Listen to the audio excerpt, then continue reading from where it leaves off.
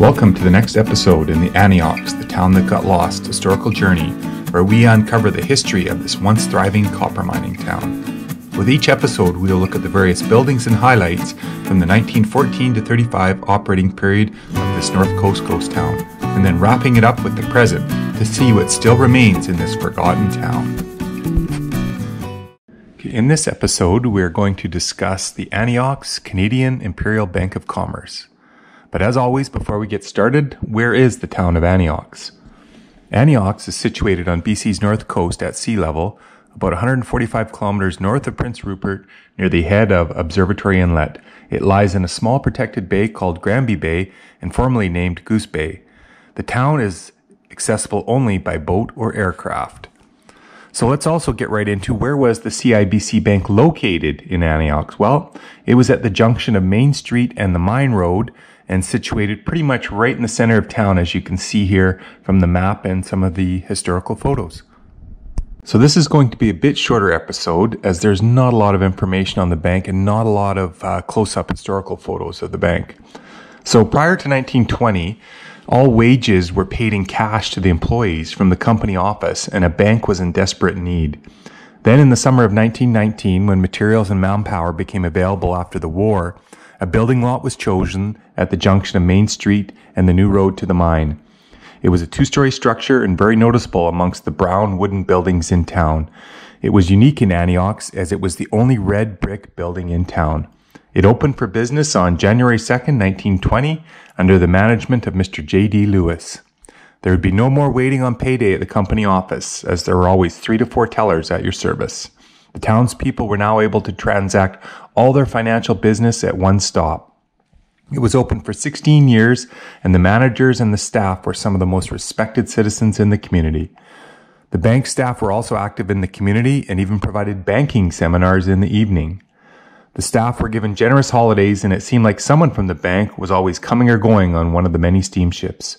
There were also many changes in staff as they transferred from one branch to another around the province, and there seemed to be a steady flow of new faces in the bank. Anyox's neighboring community of Alisarm had a Royal Bank of Canada, but it closed in 1926 when the Dolly Varden mine shut down. It then transferred all of its clients to the CIBC Bank in Anyox. In Pete Loudon's book, Anyox, the Town That Got Lost, he mentions that on a return visit as an adult, he visited the bank site and mentioned that he used the bank to orient himself to the center of town. But when he was 11 years old, all the buildings seemed so far apart, but on this return visit as an adult, everything was actually quite close together. The bank was also a regular advertiser in the Alisarm and Anyox Herald newspaper. It also made the news one day with someone breaking a bank window. The bank went through 4 managers in 16 years. The first one, as mentioned, January 2nd, 1920, was Mr. J.D. Lewis. After that, the second one, A.B. Morkel, from 1923 to 26. The third, D.M. Sinclair, from 27 to 30. And the fourth and final one, F.O. Edwards, from 1930 to 35. And Mr. Edwards was actually the one who closed down the bank, September 30th, 1935, when the town of Anyox had closed. So now let's have a look and see what still remains of this CIBC Bank in Anyox.